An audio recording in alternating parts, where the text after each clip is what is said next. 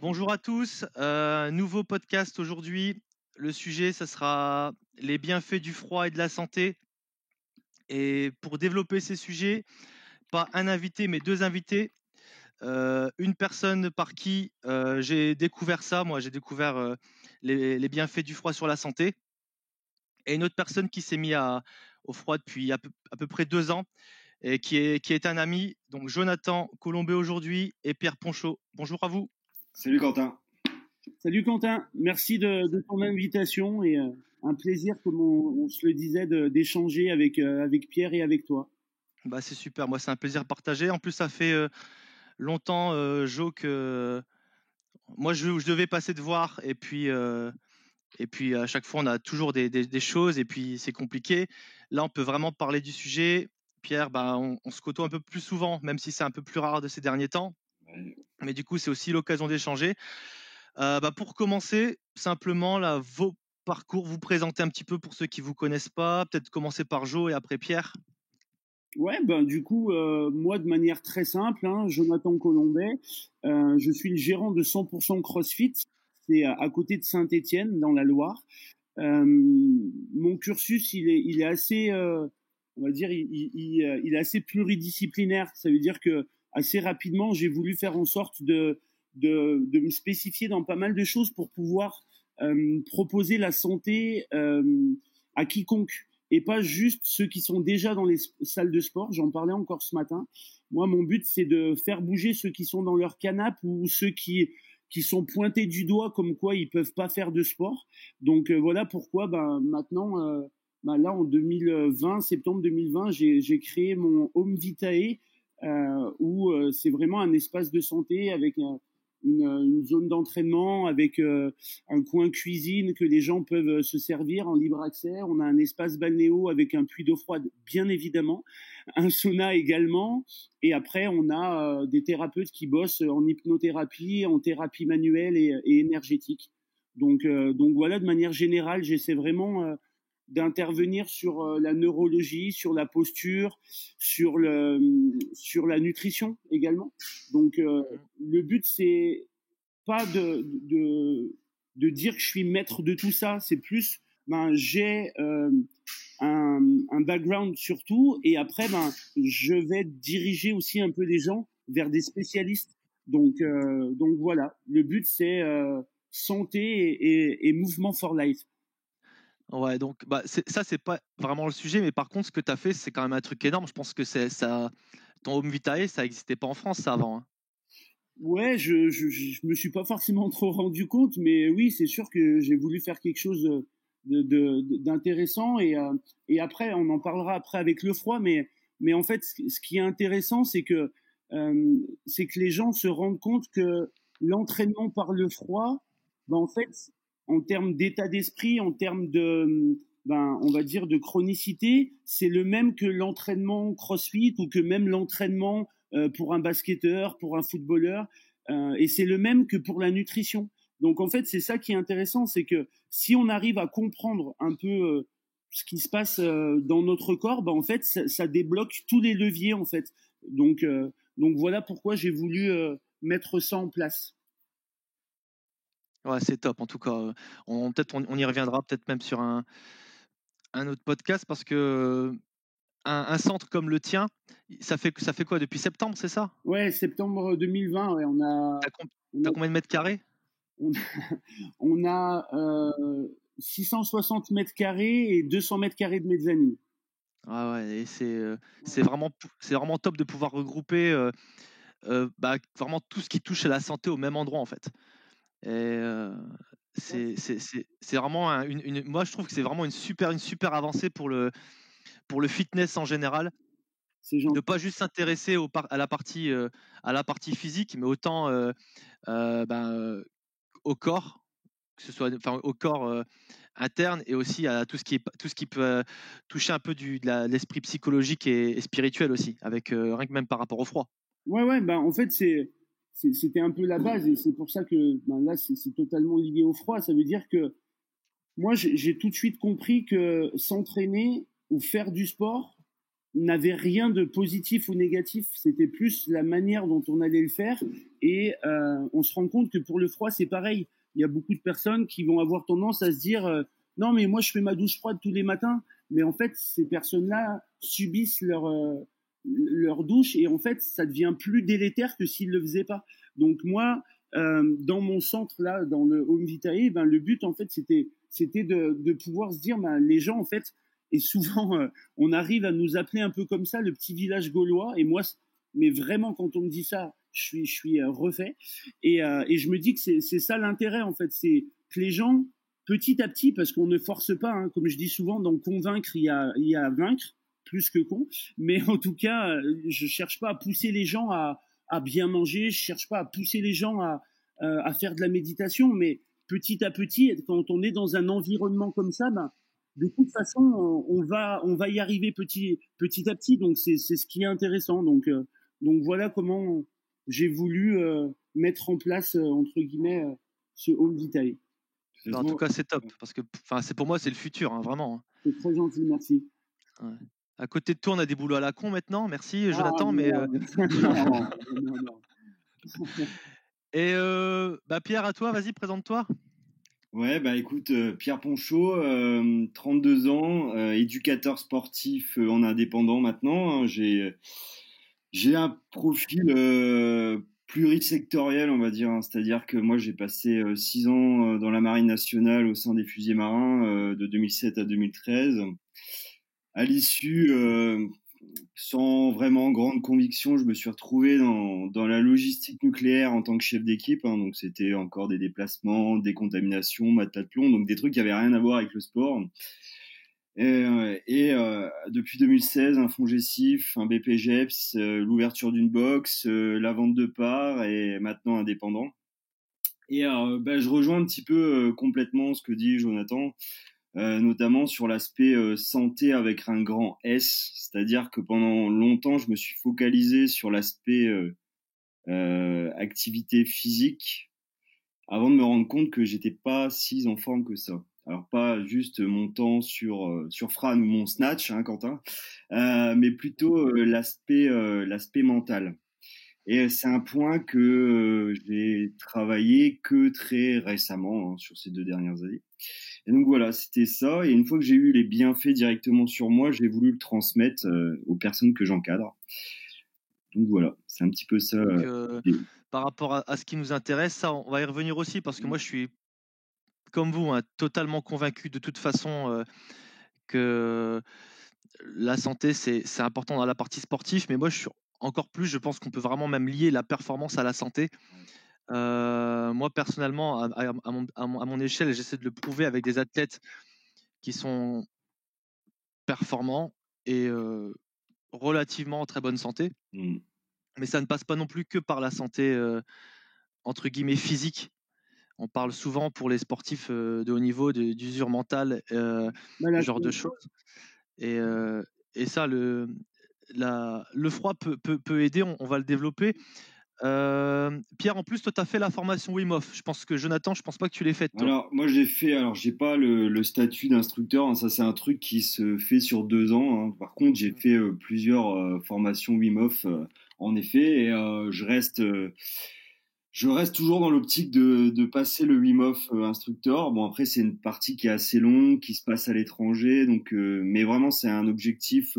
Si cette année, c'est possible, on verra comment se passe cette année. Mais si cette année, c'est possible, l'année prochaine, c'est vraiment un truc que je garde dans un coin de ma tête. Ok. Alors, moi, pour ma part, ça fait... On en parlait hors antenne avec Jonathan. Moi, ça fait 4 ans que je te suis sur le froid. Ça fait donc 4 ans que je m'y intéresse. J'ai commencé à me lancer vraiment il y a 2 mois.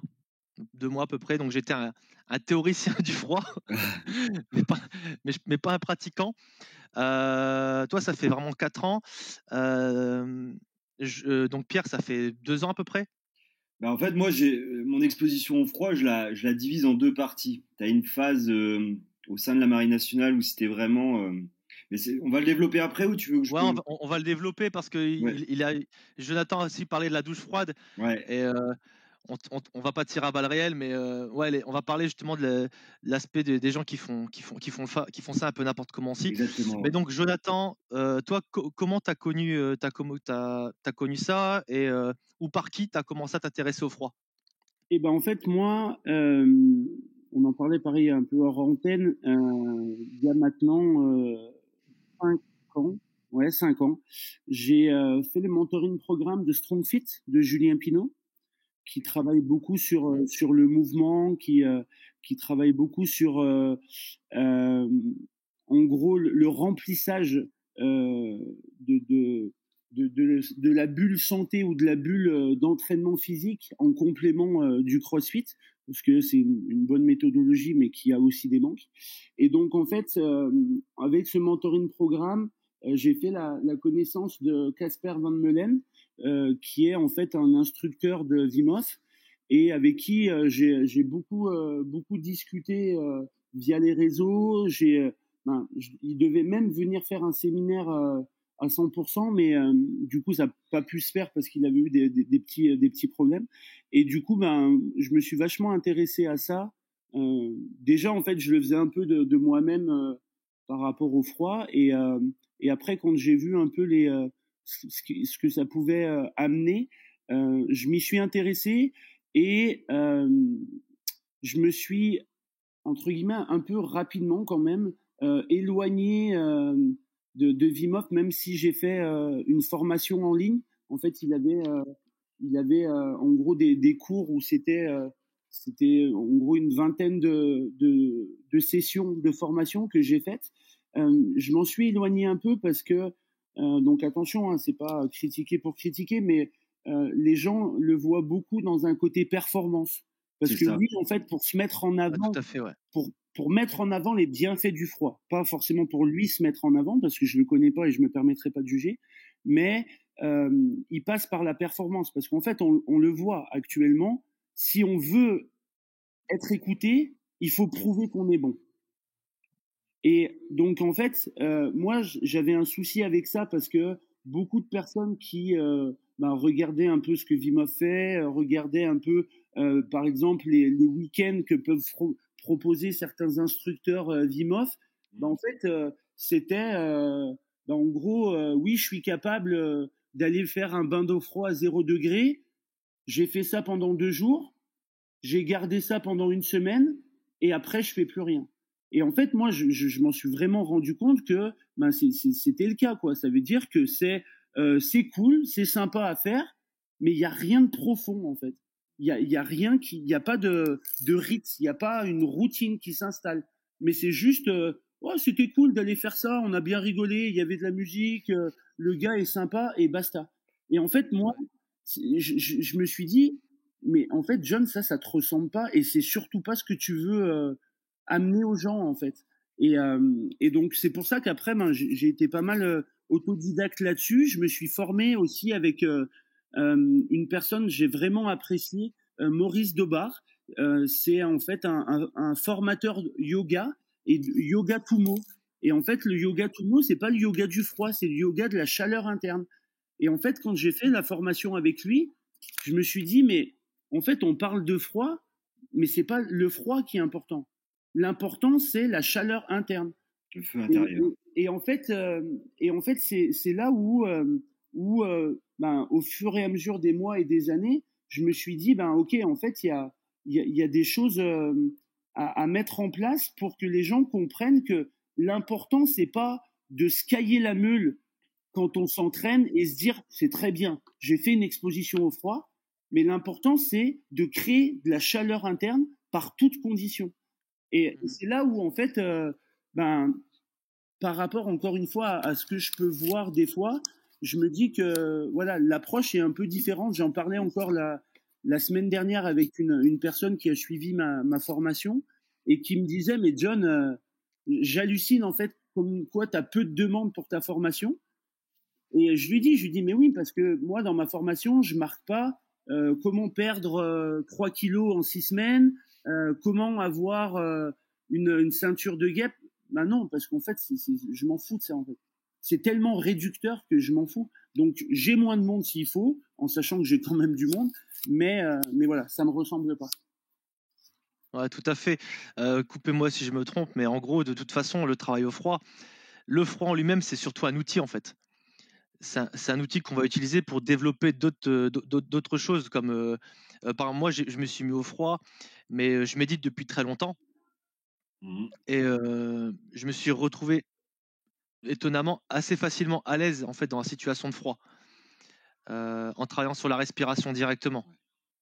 Ouais, ben, en fait, par rapport à ça, je suis tout à fait d'accord avec toi. En fait, c'est que le but, c'est que ça soit un outil, parce que la problématique, et moi je le vois par exemple dans l'entraînement que je donne, l'entraînement de CrossFit, c'est qu'en fait les gens vont vouloir compenser un mauvais équilibre du quotidien en se disant, ben, quand je m'entraîne, j'ai besoin de m'envoyer à chaque fois des grosses cartouches pour stimuler un système au départ sympathique et que le système parasympathique prenne le relais. Donc, système sympathique, c'est l'accélérateur, hein, c'est le côté stress, et le parasympathique, c'est le côté un peu plus calme, c'est la pédale de frein.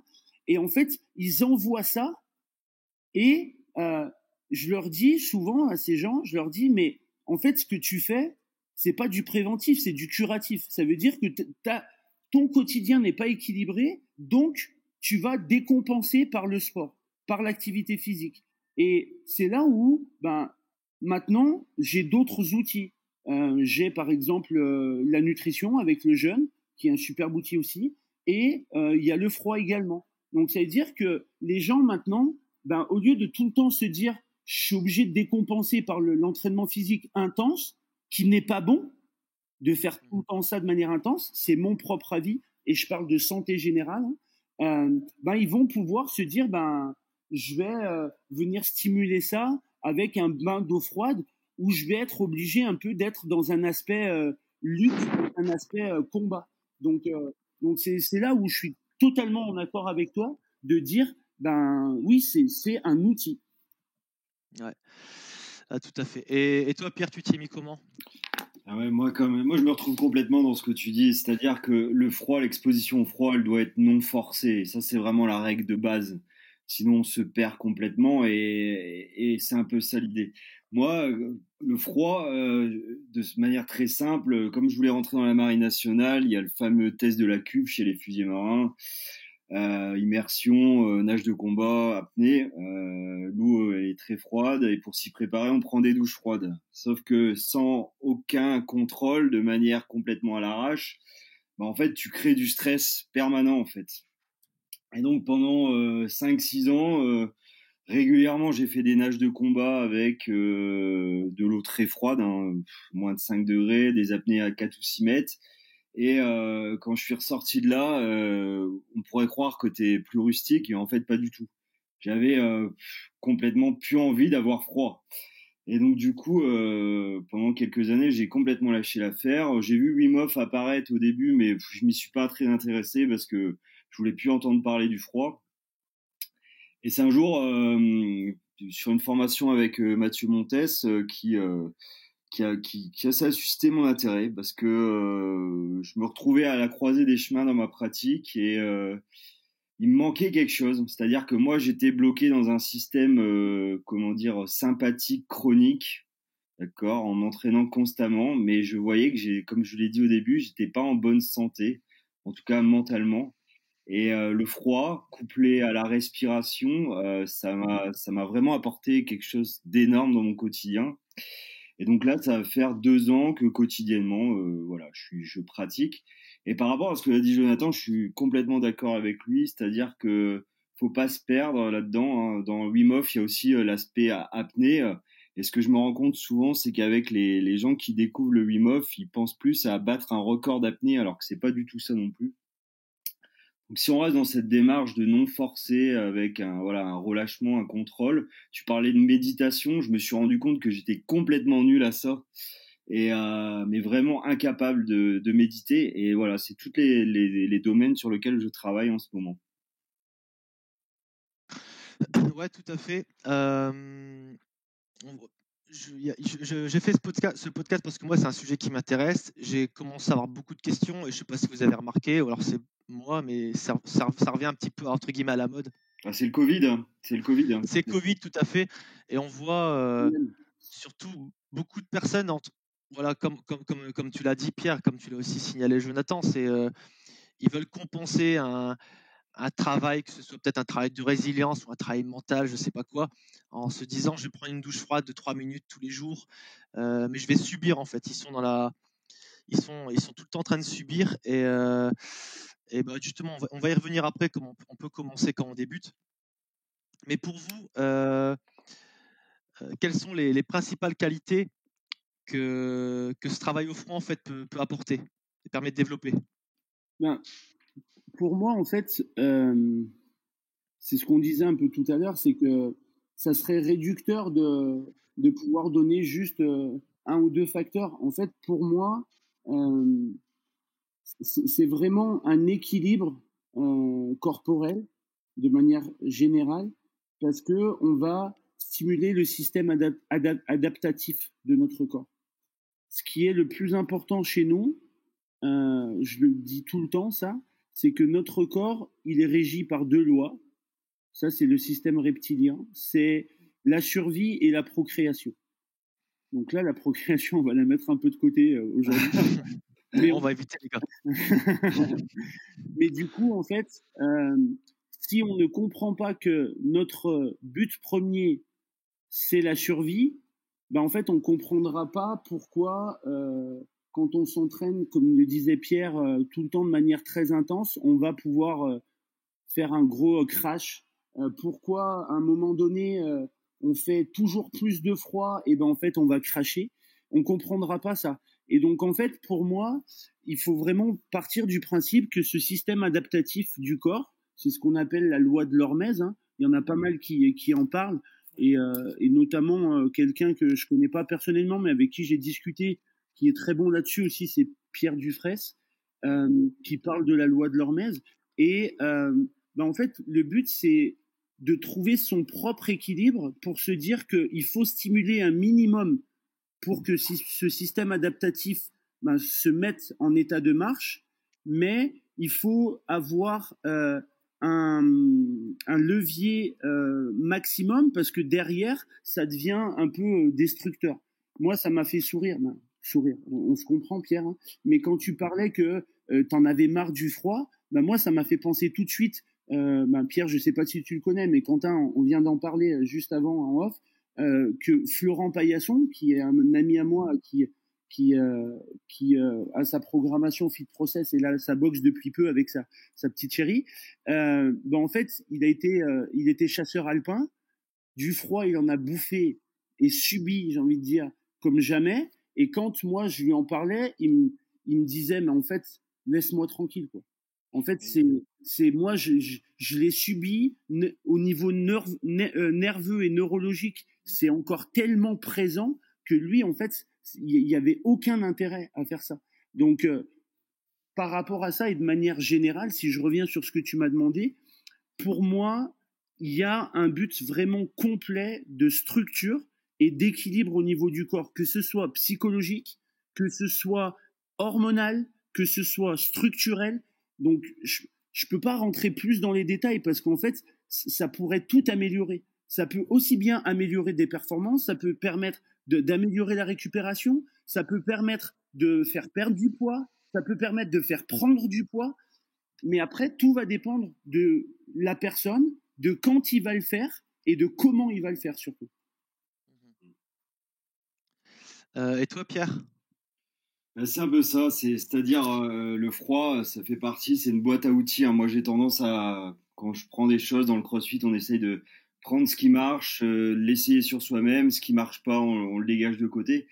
Moi, le froid, je le lie forcément à tout ce qui va être travail respiration, parce qu'on peut pas isoler le froid, en tout cas pour moi, juste par le froid, donc avec la respiration.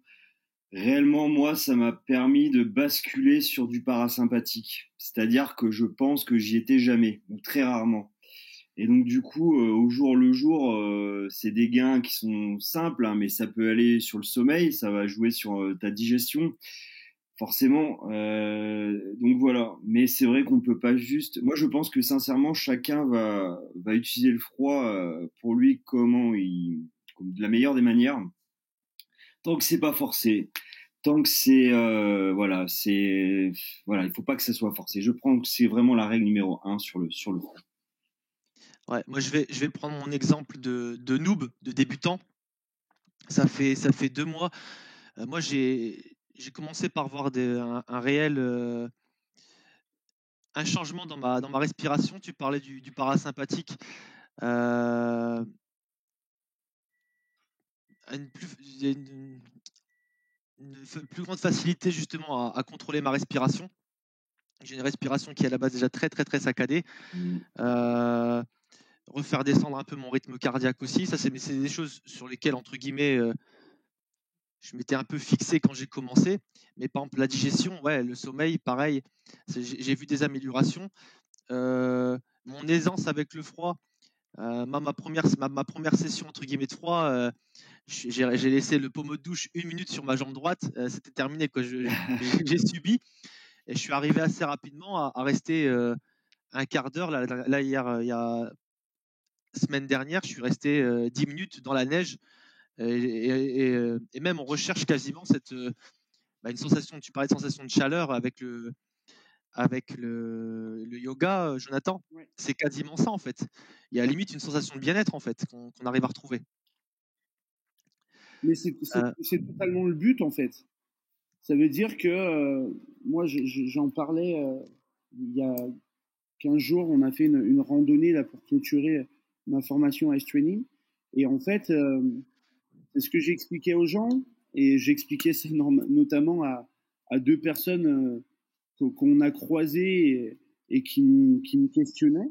Et je leur ai dit en fait, le but c'est pas d'être torse nu et de se dire ça y est, on est des grands malades, nous on est. Non, parce qu'en fait, ce que je disais à la personne, je lui disais, moi, touchez-moi au niveau de mon avant-bras, vous allez voir, votre main elle est plus froide que mon corps il l'est. Donc c'est ça l'intérêt. L'intérêt, c'est vraiment de se dire, ben, j'ai la capacité de créer de la chaleur interne. Et si moi, il y a quelque chose qui, euh, qui a été prouvé par le froid et même maintenant qui a été prouvé scientifiquement, Dieu sait que les études scientifiques, je peux pas blairer ça parce que il y a tellement ça peut tellement partir dans tous les sens que moi, voilà, je suis pas forcément forcé là-dessus, mais par le froid, et ça c'est grâce à Wim Hof et on peut pas lui enlever, ben, on a prouvé que en gros notre système nerveux autonome qu'on disait non malléable, ça veut dire que la fréquence cardiaque on la régule pas, la pression artérielle on la régule pas, la température du corps on la régule pas. Ben, en fait on s'est rendu compte que grâce à la respiration et grâce au travail également qui peut être lié aussi au froid, on a la capacité de venir stimuler notre système autonome. Et ça, c'est juste, en gros, exceptionnel, quoi. Ouais, c'est. Tu viens juste de sauter ma prochaine question qui était justement la finalité de tout ça, parce que donc, comme tu l'as dit, moi, dans les bouquins de Wim Hof, ce qui m'a choqué, c'était justement cette capacité. Il parlait de contrôle du système nerveux autonome. Et donc, j'allais te demander si c'était un fantasme ou une réalité. Donc, c'est totalement possible. Bah, moi, bah déjà, c'est possible parce qu'il l'a prouvé et il l'a prouvé même avec des étudiants parce que c'est ce que je disais en fait. Je suis obligé un peu de m'étayer là-dessus par rapport aux études scientifiques. J'ai du mal sur les études scientifiques parce que on prend des gens sur un instant T, mais on connaît pas leur environnement, on sait pas comment ils sont psychologiquement. On en parlait tout à l'heure. On voit que ce qui est visible. Oui, la personne elle est obèse. Oui, mais ce qui est invisible, on ne prend pas en considération. Donc pour moi, une étude scientifique, en fait, excuse-moi du terme, mais c'est un peu bullshit parce que c'est très difficile à pouvoir, entre guillemets, vraiment s'appuyer dessus. Je le dis assez souvent, si on avait attendu une étude scientifique pour que les oiseaux volent, ils voleraient toujours pas. Donc c'est là où j'ai du mal un peu avec les études scientifiques, et ça a été le cas passé un moment par rapport au froid. Non mais rien n'est prouvé, non mais rien machin. Oui, ben rapprochez-vous de médecine traditionnelle chinoise et vous vous rendrez compte que eux ont fait des choses qui sont prouvées que maintenant, il y a 100 ans. Et tout ça pour dire que Wim Hof avait fait un test. En gros, on lui avait injecté un virus qui normalement devait lui donner des nausées, des diarrhées, une hausse de température. Et en fait, ils lui ont injecté, je crois, c'est 3 à 5 fois plus que la dose, on va dire, souscrite pour déjà avoir des petits sensations, on va dire, désagréables. Bah, il n'y a rien qui s'est passé. Là, tout de suite, les scientifiques ont dit oui, mais c'est parce que c'est un surhomme, parce que en gros génétiquement machin. Et là, Wim Hof, là où il a été très très intelligent, il a dit ben ok, ce qu'on va faire, c'est qu'on va le faire avec mes étudiants. Et ils l'ont fait aussi avec des étudiants de Wim Hof. Et même principe, aucun problème. Et c'est là où ils se sont dit ben ouais, finalement, en fait on a du mal à le prouver encore, mais finalement ça fonctionne. Et moi, c'est pas ça qui me fait dire que ça marche ou pas, c'est moi et moi propre. Je veux dire, quand je fais des choses dans le froid, comme la dernière fois, j'avais fait une balade dans le froid, il faisait -2, -3, il y avait des rafales de vent qui faisaient monter, ou plutôt descendre la température. Quand à un moment donné, je transpirais sous les bras, quand à un moment donné, je sentais que ma tête, elle transpirait, bah, ça veut bien dire qu'on a un moyen d'autoréguler ce système autonome, en fait. Parce que sinon, c'était pas le cas. Et je terminerai juste là-dessus, parce que moi, vous allez me perdre si vous me demandez de parler de ça, parce que je peux en parler 8 heures, mais moi, Au pire, je couperai ton micro. Moi, ce que j'ai travaillé et qui est magnifique, c'est dans un bain d'eau froide. Donc, je l'expliquais, on a un puits d'eau froide, moi, à ma salle, que je peux réguler par 0,5 degrés. Ben, en fait, je me mettais à 0, je travaillais ma respiration, chaleur interne, j'y allais dedans. À un moment donné, je sens l'eau qui est chaude.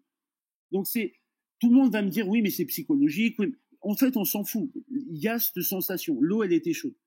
Je me sors de ça, donc je m'enlève un peu ce côté méditatif et je pense à des choses autres que direct, je commence à trembler, je reprends froid et après je refais l'inverse. J'essaie de me remettre dans un état méditatif, respiration, et de nouveau je ressens l'eau chaude. Mais en fait, on se rend bien compte que là, l'environnement, il n'avait pas changé. Ce qui avait juste changé, c'est mon état d'esprit avec en gros, avec le bain, en fait, qui a changé. Donc c'est bien là où on peut pas se dire, quand on vit ça, on peut pas se dire non, c'est pas possible. Parce qu'en fait, on se le prouve par l'entraînement. Ouais. Par rapport à ça, donc tu disais qu'avec par le travail au froid, on pouvait atteindre différents objectifs, perte de poids, prise de masse, tout ça. Comment, de quelle manière vous l'intégrez en fait dans vos coachings, si vous l'intégrez? Peut-être Pierre, toi tu vas l'intégrer peut-être plus du coup de façon individuelle si tu le fais. Jo, toi, déjà tu fais des séminaires spécifiques là-dessus, mais est-ce qu'en plus tu l'intègres en parallèle ou en plus dans des sessions pour des choses qui auraient pour des gens qui seraient pas forcément à la base demandeurs, hein, admettons une session de, je sais pas, je prends une connerie, une session de CrossFit où tu vas finir par un petit point là-dessus ou quoi que ce soit. Moi, par rapport à ça, en fait, toute personne qui intègre 100% CrossFit, en fait, a ce qu'on appelle en gros un énorme livret sur la santé, où dedans, en fait, on a en gros des recettes de cuisine, on a tous les fruits et légumes de saison, on a notre ostéopathe qui parle en gros pourquoi c'est important de rééquilibrer la structure, on a notre hypnothérapeute qui parle du bien-être corps et esprit, et là-dedans, on a également en fait en gros un article ou carrément un petit dossier sur le froid avec en gros des bienfaits, comment ça peut être modulable et comment ça peut s'organiser dans le quotidien de chacun. Et après, on a des séances en gros pas à pas. Et donc en fait, ça, souvent, ce dossier, les gens, au premier abord, ils viennent pour s'entraîner en CrossFit, ils ont entendu parler de la salle, donc ils le regardent pas forcément. Et après, nous, dans l'entraînement, on arrive beaucoup à amener l'aspect respiratoire. Par exemple, apprendre à respirer par le nez sur un échauffement. Ça permettra de stimuler le système parasympathique. Donc, ça permettra pour ceux qui ont beaucoup de tension musculaire de créer un peu des ouvertures. Et après, plus le fait de discuter, que les gens discutent un peu ensemble, en fait, au bout de 3 mois, ils vont retourner voir ce petit dossier et ils vont commencer à s'y intéresser. Donc après, on a la possibilité, nous, d'échanger avec eux. Comme tu le disais, moi, je propose des formations ice training que les gens peuvent faire. Et après, dans notre abonnement qu'on appelle un abonnement premium, on a aussi la possibilité d'avoir l'espace balnéo avec le puits d'eau froide, avec le sauna. Et ça, c'est des choses qui, à l'entrée à la salle, quand on avait ouvert en septembre, j'avais en fait offert à chaque personne de la salle 1 mois dans notre espace balnéo. On a également un fauteuil massant. Donc voilà, les gens petit à petit, en fait, ils s'y intéressent. Et je pousserai jamais à quelqu'un à dire là, ça peut être super bien, il faut que tu fasses du froid. Non, ça émergera et ça viendra par eux-mêmes, en fait. Ok. Et toi, Pierre, tu fais comment? Parce que je vois aussi que tu fais du coaching privé. Ouais. Et tu postes pas mal de trucs où tu fais des sessions dehors où ils caillent. Ouais. Est-ce qu'ils subissent ou pas tes membres? Alors, tout le monde va pas dehors, évidemment, mais je vais pas empiéter sur la prochaine question. Mais la priorité pour moi, c'est de leur faire découvrir pas à pas le froid, d'accord? Mais j'en parle assez rapidement. Alors, indissociablement, je le lis avec Strong Fit. Donc, j'ai pas eu la chance de faire le mentoring comme Joe, mais j'ai déjà eu le temps de faire un week-end avec Julien Pinault et pour moi, ça a été une grande découverte. Donc, je lis respiration, système nerveux et froid dans toutes mes sessions, en fait. En tout cas, dans tous les gens que j'ai en extérieur. Et pour moi, c'est vraiment un travail primordial. Et voilà, c'est comme ça que je travaille avec mes athlètes. J'essaye en tout cas avec les gens que je suis, qui sont pas tous des crossfitters confirmés, ce sont des gens qui commencent, donc il faut y aller progressivement. Et voilà, et pour le moment, écoute, ça peut être juste commencer en leur disant, écoute, demain, tu viens avec ton petit t-shirt et puis un short t-shirt comme moi, et puis on fera la séance comme ça, même si on est au mois de janvier. Mais voilà, encore une fois, je reste à l'écoute des gens et ça sert à rien de rester dans son coin et subir, comme tu le disais au début, pendant 1h30 de séance, à être là et à plus pouvoir rien faire. Donc, réellement. Et il y a des gens qui te sollicitent juste pour cet aspect-là, ou alors c'est tout le temps lié avec un coaching physique? Non, oui, j'ai déjà eu juste pour le travail sur la respiration, sur le vaste domaine de la respiration, ce que je lis avec le froid, mais ouais, c'est encore assez rare. C'est encore assez rare. Et puis, les gens, surtout à la base, c'est surtout pour une reprise du sport. Moi, j'essaye de le mettre parce que je sais que ça marche. J'ai surtout pas envie de tomber sur des gens qui reprennent une activité physique, qui partent la fleur au fusil et qui se vautrent en chemin. Donc, c'est pour ça de passer par toutes ces étapes où ils réapprennent leur corps. Finalement, ils apprennent à comment se gérer dans l'espace, mentalement, physiquement. Ils se découvrent des trucs qui sont... Il y en a qui arrivent à rester en short comme ça, sans problème, et ils se disent, ouais, c'est génial, quoi. Donc voilà, c'est vraiment très progressif, quoi. Ok. Justement, prochaine question. Tu as bien fait de ne pas déborder, Pierre. Exactement. Donc, quelqu'un qui veut débuter dans le froid, comment il peut s'y prendre et si possible intelligemment pour pas justement finir avec une pneumonie ou passer juste son année, parce que s'il le fait 1 an, à subir sa douche froide et à faire que subir en fait. Comment il peut s'y prendre? Quelles sont les démarches qu'il devrait entreprendre? Pour moi, la première des choses, c'est de ne pas faire de froid. Ça, c'est bien de le dire, ça, pour commencer. Et pas faire de froid et en fait avoir la capacité de se dire, et Pierre le disait à juste titre tout à l'heure, est-ce qu'on a la capacité d'être dans un état méditatif? Ça veut dire, est-ce que j'ai la capacité de me poser, d'être sur l'instant présent, de pouvoir par exemple penser juste à la respiration et qu'il n'y ait pas des choses qui viennent s'ancrer et qui nous gênent dans ce côté respiration. Par exemple, souvent je prends ce même exemple, je cherche à respirer par le nez et assez rapidement, je vais avoir mon boulot qui va revenir et je vais commencer à penser, ah oui, mais merde, je ne vais pas envoyer un mail à lui, je vais oublier de faire ça. Et au bout de 10 minutes, on revient en se disant, ah merde, en fait, pendant presque 10 minutes, j'ai oublié de penser juste à l'instant, mais je suis parti dans autre chose. Et en fait, pour moi, ça, c'est la base de tout parce que je le vois avec les formations que je donne et les gens que je coach sur le froid. Ben, en fait, le problème numéro 1, c'est pas la capacité à faire du froid. Le problème numéro 1, c'est le lien entre ma tête et ce que je vais faire. Est-ce que je m'en sens capable? Et en fait, il est là le problème parce que il y a des personnes qui vont dire ah non mais moi du froid jamais de ma vie. Et je reviens sur la survie. Je leur dis donc demain, t'as ta gamine qui est dans un lac qui est à 4 degrés, tu vas pas aller la chercher. Ah mais c'est pas pareil. Oui, parce que au final, t'as la capacité de. Mais quand on revient sur quelque chose qui n'a plus un impact de survie, ben en fait tu le fais pas parce que tu penses que tu n'en es pas capable. Alors que si après la personne, elle arrive au niveau de cette méditation à se dire, ben ok, à ce moment, je pense à mon boulot, mais je laisse glisser en fait. Ça veut dire c'est pas mauvais d'y avoir pensé, mais si j'y ai pensé à ce moment, c'est qu'il y avait ben, un intérêt. C'est que au niveau cérébral, j'ai eu cette pensée et elle n'est pas là par hasard. Donc je la laisse glisser en fait. Je laisse glisser.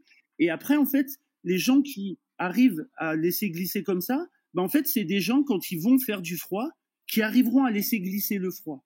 Parce que le problème numéro 1, c'est quand on essaie de se battre contre le froid ou qu'on le subit. En fait, ça ne marchera pas. On peut très bien se dire, allez, je vais me battre, j'y vais, je vais respirer à taquet, j'ai vu un tuto, il fallait respirer 30 fois, et je suis pas une merde, je vais y aller. Mais ça marche pas. Ça ne marche pas. Et c'est là où moi, ce que je donne souvent l'exemple quand je fais faire des bains d'eau froide aux gens, c'est de dire, le froid, il doit pas pénétrer à l'intérieur, il doit glisser. Et en fait, c'est le même principe avec les pensées. La pensée, elle doit glisser, mais elle doit pas pénétrer. Et si les gens ont du mal avec ça déjà, automatiquement, ils seront tout le temps un peu dans je le subis. Parce que ils sont en défense, quoi. Ils sont en position de défense tout le temps. Ouais, c'est ça. En fait, ils sont dans la fuite. Donc, je reprends le système instauré par Julien Pinos de StrongFit. C'est le système, en fait, le côté parasympathique, il y a le côté flow. Donc, ça, c'est le côté calme. C'est le côté qu'on devrait avoir 90% du temps. Il y a le côté, après qu'on bascule en sympathique, le côté fight. Donc là, c'est le côté action. En gros, je me fais agresser dans la rue. J'ai pas besoin de m'énerver. Mon système nerveux sympathique, il va le faire de lui-même. Il y a le côté flight, donc c'est le côté fuite. Et après, il y a le côté freeze. Le côté freeze, on revient dans le parasympathique. Et là, c'est le côté, en gros, inaction. C'est un peu le côté mort. Et la problématique, en fait, du froid et des gens qui s'y mettent comme ça sans prendre en considération ces systèmes, c'est qu'en fait, je vais y aller, mais en fait, je vais être tout le temps dans la fuite. Moi, je le vois quand je demande aux gens, je leur demande, mettez-vous en maillot de bain, vous prenez votre douche, vous filmez. Ça, c'est un des premiers tests que je demande aux gens sur ma formation.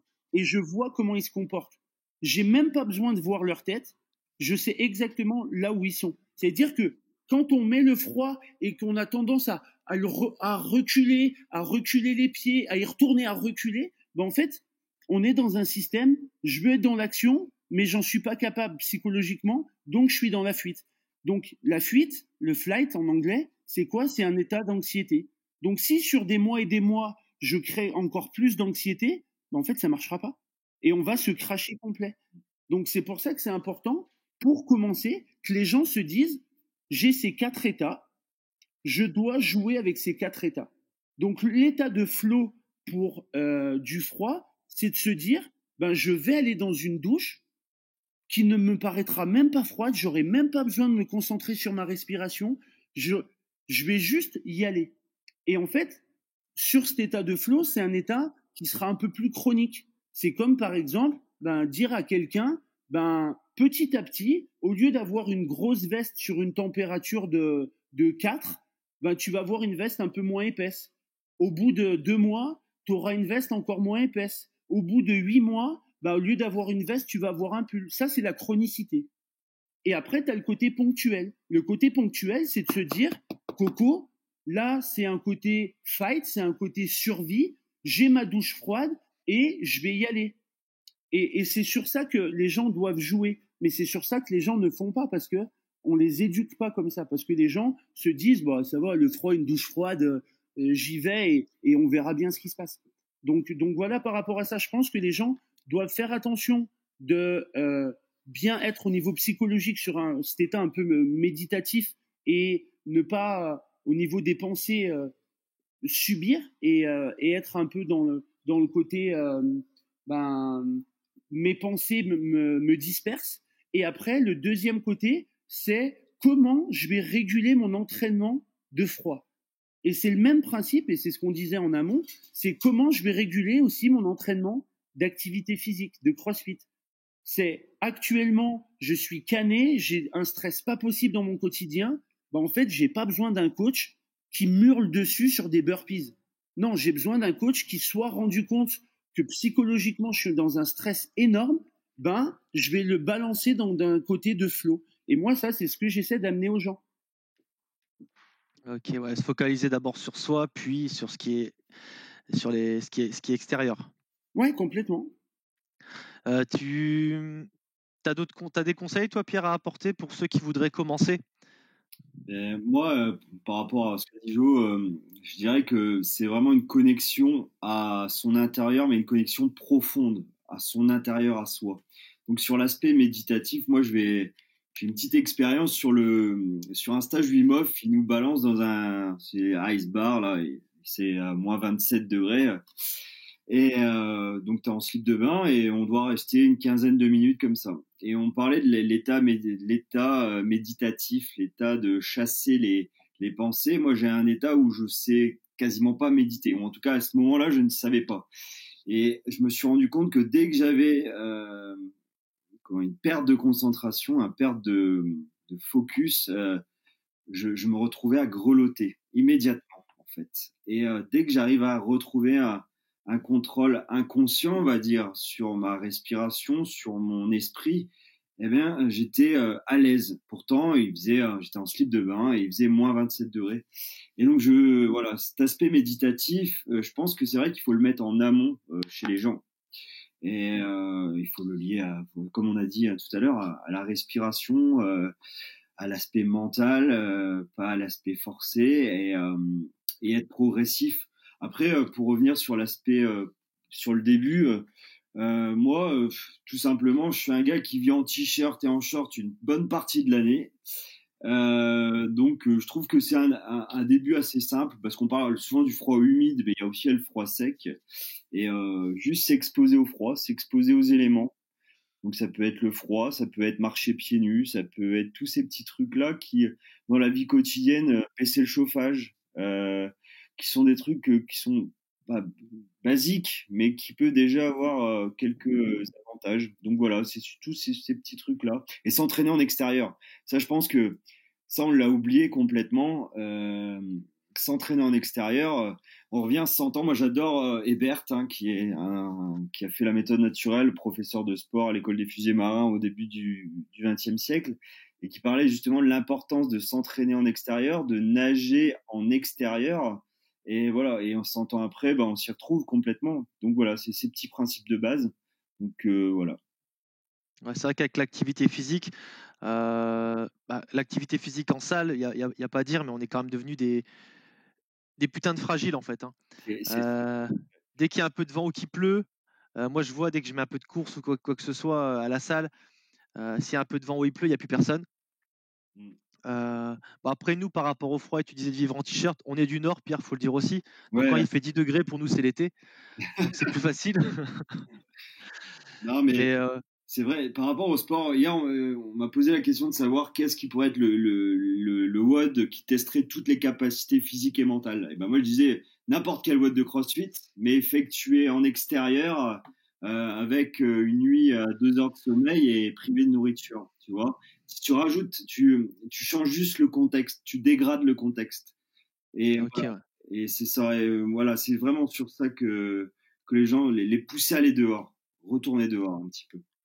Ouais, c'est vrai. Donc déjà, ce qu'on peut conseiller aux débutants, c'est de travailler un petit peu sur la partie interne, que ce soit par rapport à la méditation, la concentration, la respiration, avant de vouloir utiliser donc l'outil qui est le froid et se lancer juste pour le challenge en fait. Ouais, en fait, c'est vraiment ce qu'on disait un peu tout à l'heure, hein, c'est installer un rituel. C'est-à-dire, c'est pas juste, ok, on m'a challengé, j'ai fait 10 burpees dans la neige, je suis content.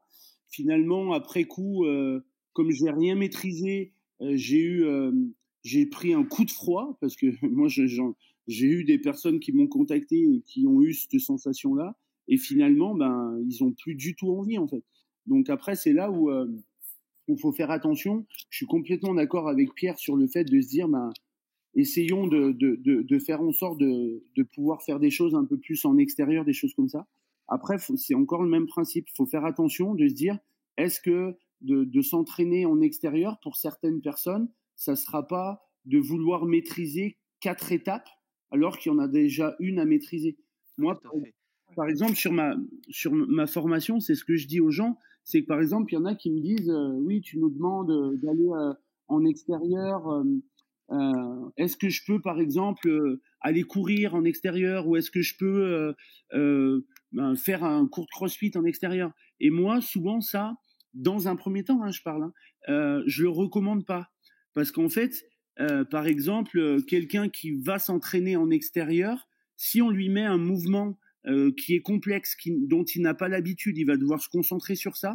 Donc ça veut dire que consciemment, il se concentrera moins sur l'impact du froid qu'il a sur lui en fait. Donc moi, ce que je conseille vraiment dans un premier temps, c'est de se dire, ben tu te mets dehors et tu essaies de faire en sorte ben, de te concentrer un peu sur ta respiration, tu essaies de pourquoi pas quitter des couches petit à petit et voir un peu ce qui se passe. Et ce qui est intéressant dans ça, c'est qu'après les gens, ben ils vont engranger de la confiance vis-à-vis du froid. Donc après, ben, ils resteront un peu plus longtemps. Et ça, c'est un peu la méthode du qui peut le plus, peut le moins. Des gens qui seront restés même ne serait-ce que 10 minutes à 5 degrés, ben, quand après il va faire 8-9 degrés, ben, en fait, ils vont même pas se dire, purée, ça va être dur. Et c'est ça, moi, que j'essaie d'inculquer un peu aux gens, c'est de se dire que ben, si on a confiance en notre organisme, il y aura pas bien de problème et ça sera plus facile à venir stimuler quoi. Voilà, tout à fait, la progressivité. Ouais. Moi, par exemple, ces derniers temps, là, on est fermé, comme je pense toute la France le sait maintenant. J'ai conseillé énormément, enfin même j'ai même déconseillé plutôt à pas mal de monde d'éviter de trop faire d'activités à l'extérieur parce que c'était un public qui avait déjà besoin, qui a besoin de coaching et, et intégrer un entraînement, que ce soit de la course ou une activité physique avec déjà la maîtrise du froid et leur défense immunitaire qui souvent laisse à désirer avec ce manque d'activité physique, c'était pour moi plus négatif, plus néfaste que positif. On est complètement d'accord. Mais tellement. Donc, Tu vois, par exemple, c'est pour ça que je réagis direct. C'est moi j'ai des personnes qui, par exemple, ben c'est ça en fait. Moi, ce que j'aime pas, c'est quand il y a quelque chose qui devient une mode. Et là, c'est un peu la mode. Comme c'était la mode d'intermittent fasting, jeûne intermittent, des choses comme ça. Et, et en fait, pour moi, c'est problématique parce que, tu vois, par exemple, et tu as tout à fait dit ça, quelqu'un qui a en gros un système immunitaire qui est un peu lent, qui va avoir, par exemple, peut-être un peu des états dépressifs, ben, en fait, faut tout faire sauf leur faire faire du froid mais intense. tout à fait, quoi. Parce qu'en fait, faut pas oublier, le froid, c'est un stress qui est énorme. Moi, je donne tout le temps cet exemple quand sur c'était ma première année de froid. Je pense que mon système immunitaire, j'ai toujours un peu boosté, mais je m'entraînais et en gros, un peu à chaque fois d'entraînement ou même hors entraînement le soir, par exemple, je me faisais un peu de bain d'eau froide, de puits d'eau froide. Ouais, c'était mon congélateur à l'époque, comme on discutait, Quentin. Et j'avais rien changé au niveau alimentaire, je mangeais à peu près pareil. Mes entraînements, c'était un peu, on va dire, c'était la même structure. J'ai perdu plus de 3 kilos en une semaine. Ouais. Et je veux dire, je suis pas quelqu'un, pour ceux qui me connaissent pas, voilà, je dis pas que je suis sec ou pas possible, mais voilà, j'ai pas de 3 kilos à perdre en une semaine. Donc ça veut dire que ça fatigue énormément notre organisme. Et c'est là où il faut faire encore une fois. Est-ce qu'on Ouais. veut des effets immédiats? Parce que là, moi, quand j'ai dit ça, il y en a plein qui se sont dit, oh purée, 3 kilos en une semaine, c'est ce qu'il me faut. Ouais, mais après, faut pas oublier que pendant 3 semaines, j'étais carbo, j'étais défoncé, parce que c'était ce que je disais par rapport au système adaptatif, j'ai agressé mon système adaptatif. Donc, lui, il n'a pas besoin de moi consciemment pour me dire, bah, pendant 3 semaines, je vais te coucher. Et donc, ben, moins de jus, plus de fatigue. Et c'est là où, pour ceux qui vont attaquer, si je peux me permettre de donner ce conseil, c'est en fait vraiment de voir comment ça influe sur notre quotidien. Si on fait une douche froide et que derrière, on sent que ça nous a canné, on est crevé, ben, peut-être qu'on a fait trop longtemps, ou peut-être trop froid. À l'inverse, si on fait des douches froides et que pendant 6 mois, on n'a pas baissé le pommeau, bah peut-être que c'était pas assez. Donc là, on peut pas demander, même aux plus grands experts, qu'est-ce que je dois faire. C'est trop individuel. Là, moi, sur la formation que je propose, je ne donne pas on va dire, de séance à faire à chacun. Parce que ça voudrait dire, je vais donner une séance à quelqu'un, bah, par exemple, toi, Quentin, qui commence à t'y mettre, qui est quand même assez. Tu as une bonne expérience sur tout ce qui est psycho et tout ça. Je vais te donner la même séance à faire que quelqu'un qui a peur du froid, qui prend tout le temps des douches à 40. Ah non, tu peux pas, c'est impossible. Et ouais, on fait bien de parler de ça parce que là, en ce moment, on doit tous voir beaucoup. Moi, je vois énormément de messages de coach qui annoncent que parce qu'ils font du CrossFit, et leurs adhérents sont des Spartiates et reprennent l'activité extérieure avec tout type de population. Enfin, les mecs, vous êtes des tueurs en série en fait. Pour moi, ça va absolument à l'encontre de la santé. C'est pas individualisé, c'est pas personnalisé. Il y a forcément, bien sûr, un pourcentage de notre population qui sera capable de le faire à plus ou moins grand niveau de gestion, mais les trois quarts de nos membres, ils sont incapables de manière saine et pour leur santé de s'entraîner dehors, quoi. Enfin, Mais c'est le même principe que ce qu'on disait tout à l'heure avec les gens qui vont te vendre un week-end, en gros, entraînement par le froid et qui vont pas, en gros, prendre en considération chaque personne et vont simplement se vanter que ça a super bien marché. Non, mais moi, demain, Quentin, il y a une de tes athlètes qui vient s'entraîner chez moi. Ah, mais c'est facile pour moi de dire ah ouais, depuis qu'elle est chez moi, elle s'entraîne bien. Mais non, ça a toujours été le cas. Donc en fait, ce qu'il faut bien avoir en tête, c'est que ceux qui vont dans ces stages de froid, c'est des gens qui déjà ont l'envie. Et encore une fois, est-ce que c'est intéressant de booster et de vouloir aider les gens uniquement qui ont déjà l'envie, qui déjà s'entraînent depuis 2 ans? Ben non, moi la réponse elle est non. Moi, ma dernière formation, j'ai 4 personnes, tu leur dis froid, ils sont déjà en train de pleurer presque. Ces gens-là, quand ils voient un stage sur Instagram, stage au froid et machin, jamais ils vont dire ben, je vais le faire. Donc c'est là où il faut faire attention aussi de comment on le met en place, je pense. ouais. Par rapport à tout ça, est-ce que pour vous, il y a des contre-indications? Moi, je dirais qu'il n'y a pas des contre-indications, oui, bah, comme vient de le dire Jo, hein, c'est forcément, il faut individualiser cette pratique, d'accord? Il faut vraiment déterminer, je dirais, le curseur nerveux, où est-ce que je suis situé avant d'entamer cette exposition. Ensuite, voilà, régulariser ma pratique. Moi, je mettrais quand même sur certaines personnes qui sont dans des états de stress chronique. Évidemment, on n'y va pas. Femmes enceintes, épileptiques, troubles cardiovasculaires, tout ça, on va éviter au maximum. Et répéter aux gens qui commencent ça, parce que évidemment, c'est un effet de mode. Dans pas longtemps, ça sera l'huile de foie de morue. Elle était déjà passé un moment, Pierre. Ah merde. Ça va revenir, hein, ça va revenir. C'est comme tu parlais du jeûne intermittent. Oh là là. C'est des choses, ça vient, ça part, ça. Voilà. Et généralement, c'est toujours pareil. Tout marche. Mais déjà, on peut pas dire, bah moi je l'ai testé sur moi, donc ça marchera sur tout le monde. C'est faux. Mais c'est surtout qu'il faut comprendre pourquoi on le fait, d'accord. Et généralement, les gens ne comprennent pas, ils le font bêtement et voilà, se calent sous l'eau froide. Allez, vas-y. J'ai jamais vu autant de personnes dans la neige la semaine passée. Bah c'est cool.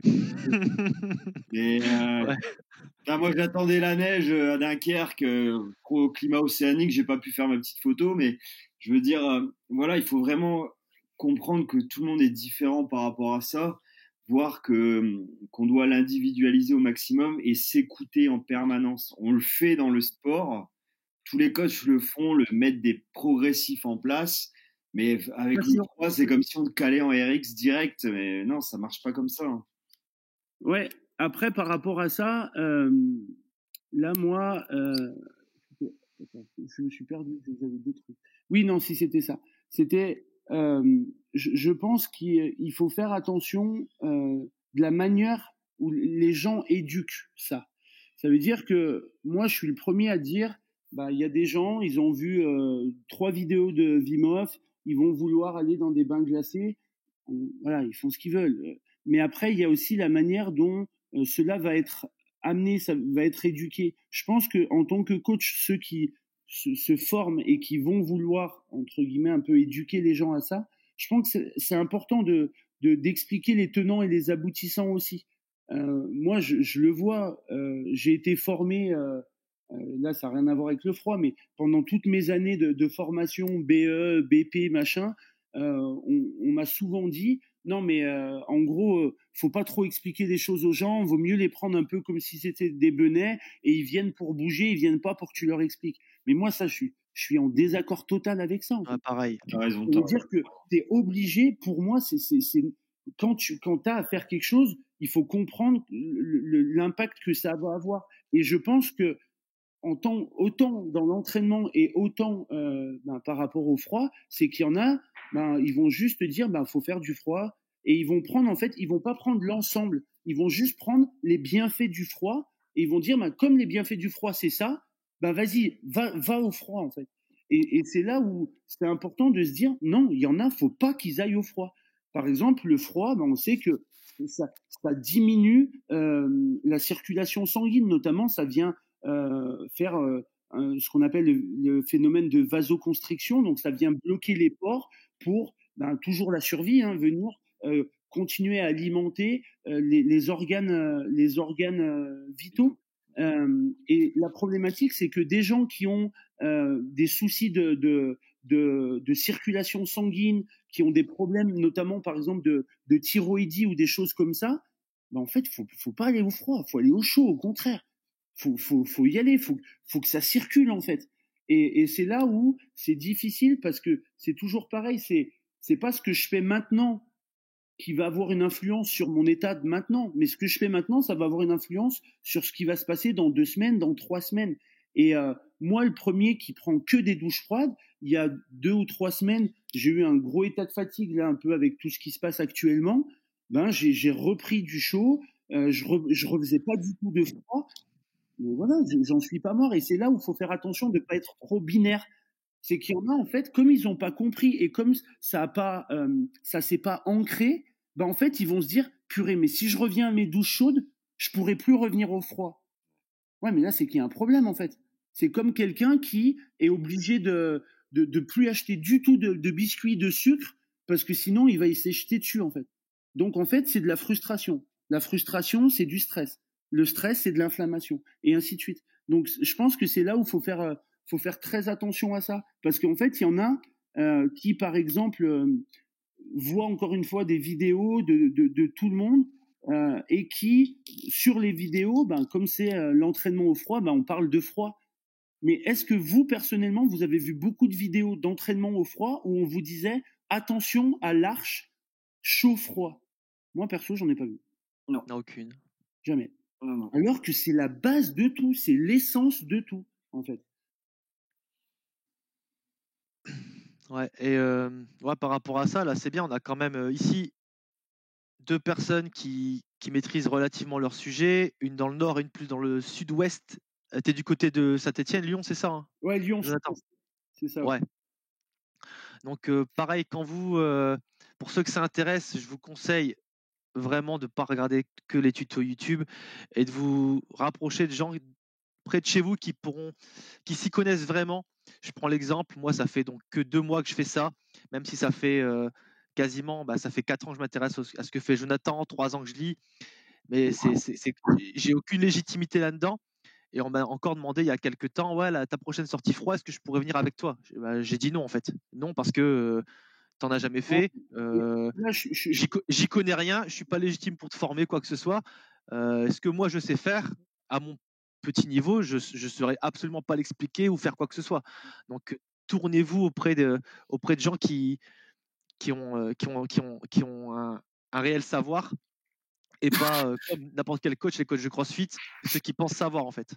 Mais c'est sûr, mais en fait, tu as tout dit, Quentin. C'est que toi, tu as la décence et tu n'as pas de mal avec ton estime ou la confiance que tu as toi en tant que coach pour dire oui, oui, il n'y a pas de souci, je vais vous faire ça, je vais vous faire ça. Moi, le premier, le froid, attention, oui, maintenant je commence à avoir un peu d'expérience, je propose des choses, mais je connais pas tout sur tout. S'il y a des gens, et là ça a été le cas dans ma formation que j'ai fait, ils m'ont demandé quelque chose, je leur ai dit, là franchement, je peux pas vous dire. Je suis pas assez compétent là-dessus. J'en sais rien. Je vais essayer de me renseigner, de voir avec des médecins. C'était par rapport à des choses au niveau pression artérielle. Donc, je me suis renseigné là-dessus. Mais en fait, et c'est un problème pour tout.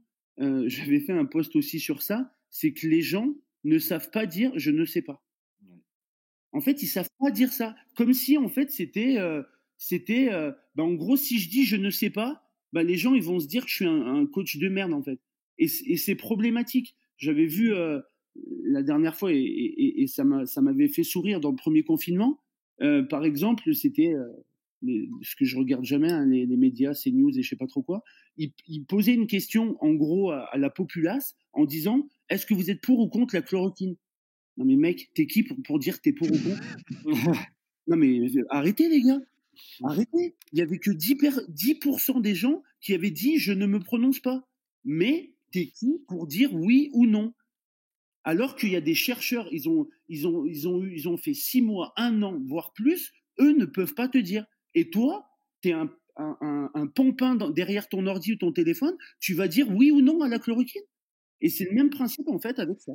Et ça, c'est un réel cancer, pour moi, dans le coaching de santé en général, que ce soit le CrossFit, c'est bien, mais la musculation, l'activité physique, la nutrition, tout ça, là, on a tellement de gens qui disent de la merde et en fait, ils se rendent même pas compte des dégâts qu'ils peuvent causer aux gens.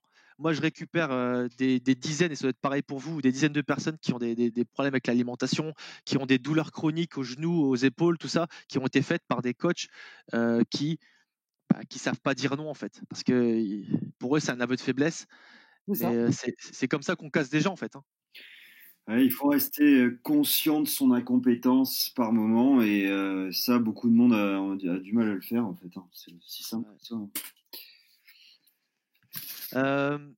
Donc vos projets futurs par rapport que ce soit au froid ou alors plus généralement le jour où on pourra retravailler dans des conditions saines, quels sont vos futurs projets que vous voudriez développer?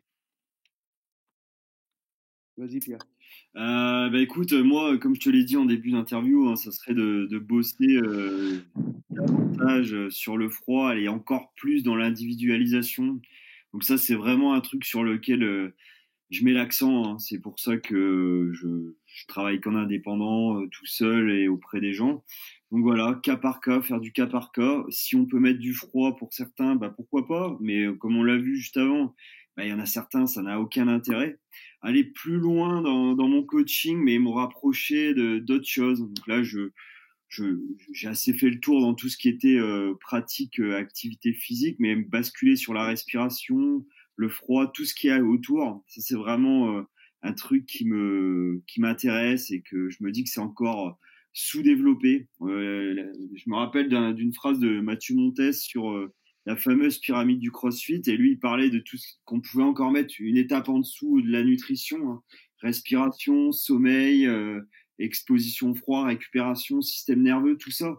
Et je pense que c'est vraiment le point sur lequel CrossFit, pour le moment, ne bosse pas, en fait.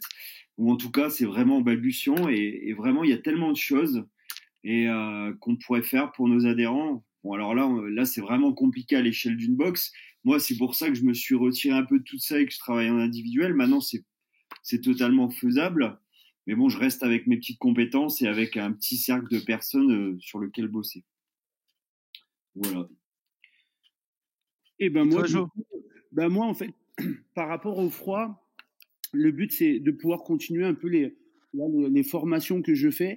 Je mets vraiment une importance à formation et pas un stage, parce que mon but c'est de former et d'éduquer les gens. Je veux pas leur apprendre.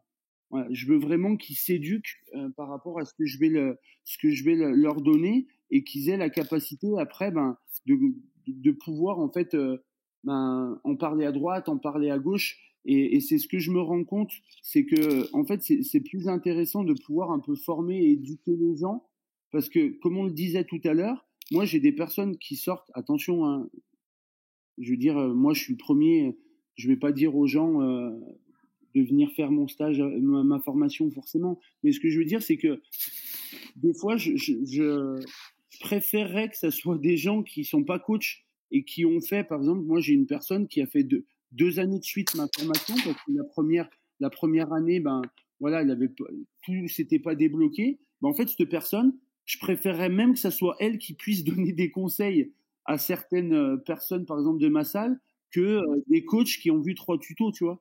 Et donc en fait, l'intérêt, c'est pour moi de continuer à former ça. Je suis aussi formateur pour des BPG. Et pour ceux qui connaissent pas, c'est le diplôme de futurs éducateurs sportifs. Et donc, je leur en parle aussi un peu, j'amène un peu ce travail-là. Donc voilà, par rapport au froid, le but, c'est vraiment d'avancer sur ça, de pouvoir essayer de l'amener aussi de plus en plus auprès de mes membres avec l'espace balnéo qu'on a. Et après, sinon, au niveau de l'entraînement, ben, c'est un peu ce que Pierre a dit, c'est que le but, c'est de faire en sorte de pouvoir individualiser de plus en plus ce qu'on va amener. Ça veut dire que je prends un peu l'exemple, on travaille beaucoup sur les différents systèmes nerveux, et par exemple, moi, ça ne m'empêche en rien de me dire, ben, ok, aujourd'hui, il y a une personne, je le vois au niveau postural, parce que on n'a pas besoin de la parole, hein, les émotions, elles se transmettent un peu déjà, on va dire, en non-verbal. Ben, on voit que c'est une personne qui a eu pas mal de stress dans la journée. Ben, si la journée, c'est un max effort type Fran ou quelque chose comme ça, ben, pourquoi pas lui proposer quelque chose, mais d'un peu plus long, à une intensité modérée, voire basse, et qu'elle s'y retrouve. Donc voilà, ça c'est des choses qui sont pas faciles en tant que coach, parce que ça demande d'adapter avant, ça demande d'adapter pendant, ça demande. Mais en tout cas, pour moi, c'est le vrai rôle de coach, et pas juste de crier sur la personne pour que, comme je le disais tout à l'heure, elle accélère sur ses burpees, alors que la personne, elle a juste besoin d'autre chose que ça. Donc ça, c'est une pom-pom girl, ça. Comment? C'est une pom-pom girl, le gars qui crie, en fait. Ouais. Ouais, mais on en a tellement encore. Ça fait Ouais. un peu peur. Pour revenir sur ta formation à Ice Training, parce que tu insistes sur le fait que c'est vraiment une formation, elle se déroule comment? C'est sur plusieurs week-ends? En fait, c'est 6 semaines. Je fais 6 semaines. Pourquoi 6 semaines? Parce que pour moi, déjà, tout changement, et ça, les femmes connaîtront bien ça, parce que les changements au niveau hormonaux avec leur cycle, ben, on se rend compte que c'est de 21 à 30 jours. Donc c'est pour ça que je voulais faire en sorte que d'avoir au moins, on va dire, un mois de suivi.